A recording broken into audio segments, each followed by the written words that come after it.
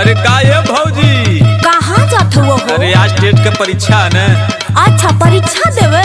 हाँ हो। तो तनी हमारे सवाल का जवाब बता के तो जा। सवाल का जवाब दे परीक्षा देवे जाए। अरे तनी हमहू देखी हो कि हमारे परीक्षा में तू पास होला कि फेल। अच्छा पूछा। सुनो सुनावा। धनिया ये देवरु धनिया,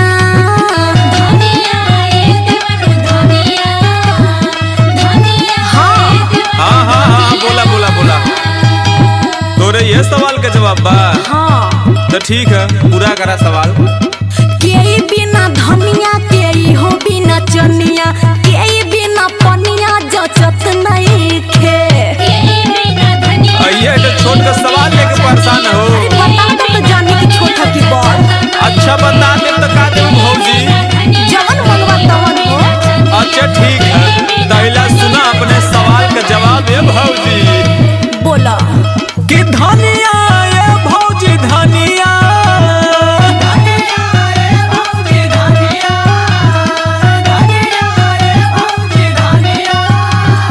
ए भौजी बोला। लाई सुना सवाल का जवाब कब से परेशान हो। अरे बोला बोला। कि धान बिना धनिया सोनाहर बिना चनिया, मरद बिना पनिया जचता नहीं खे।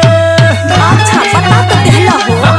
तो से कहानी है टेट के परीक्षा दे जा खिला भरपूर तैयारी बा। ये कहीं ना और सवाल बा। अरे तू 1000 सवाल पूछा हर सवाल का जवाब दे तोरे। अरे बाहो बा हीरा वा हीरा। अरे बारे रविंदर भैया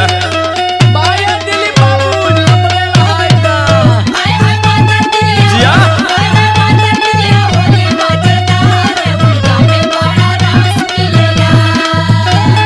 वाह बाय मामा।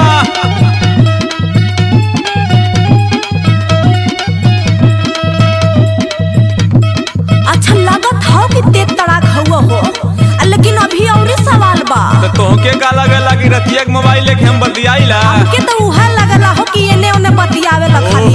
अगला सवाल पूछा है भौजी। सुनो बगिया ये देवरु बगिया,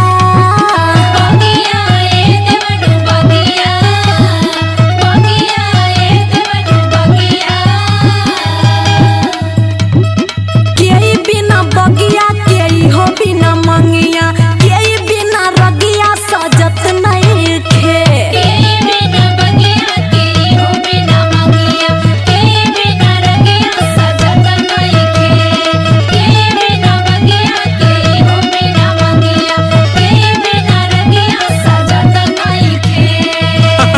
हाई छोट का सवाल ले कब से तू परेशान हो।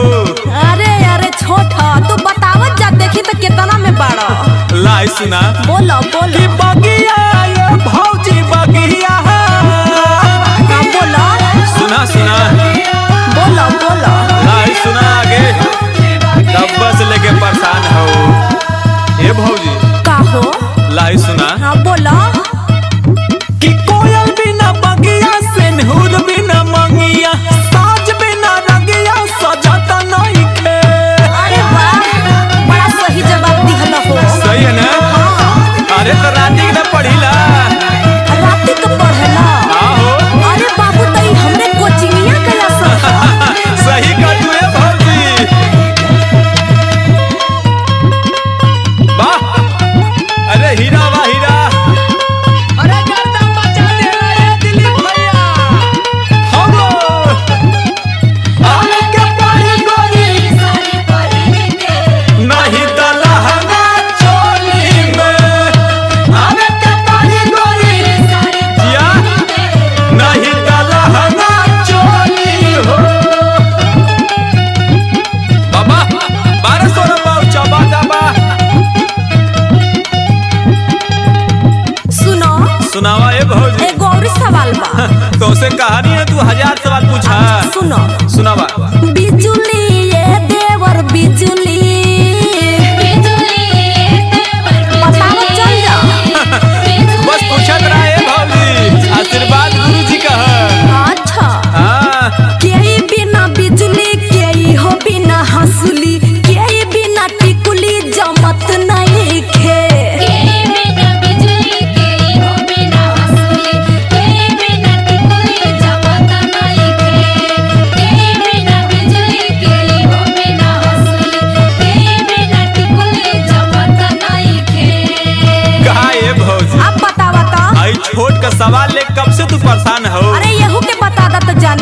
अच्छा ला आई सुना अपने सवाल का जवाब। हाँ बिजुली ये भौजी बिजुली,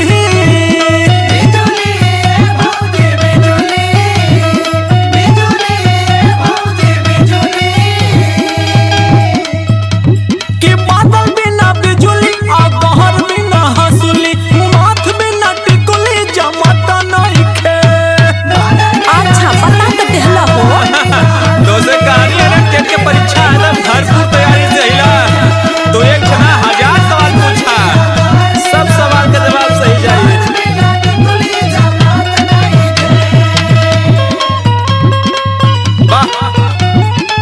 बाए कमलेश भैया तोहरो जवाब नहीं के रिकॉर्डिंग में। जिया बागी मिले के रबा बगवानी में, जिया जिया बाए हीरावा हीरावा।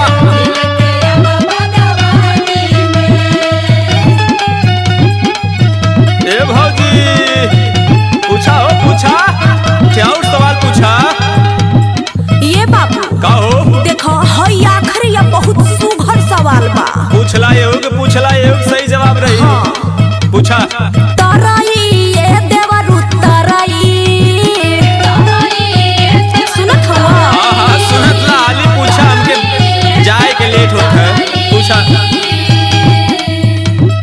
के बिना तरई के हो बिना नरई, के बिना गीतिया रचत नहीं खे।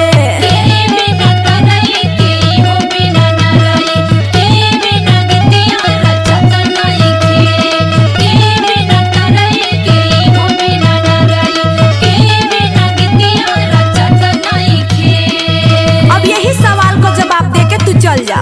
अच्छा ए भौजी आई सही जवाब दे देब तो तू देबू का हमके बतावा। अरे तू आई हता। अच्छा तला आई अपने सवाल का जवाब देखा सही बा। कि ताराई ये भौजी ताराई,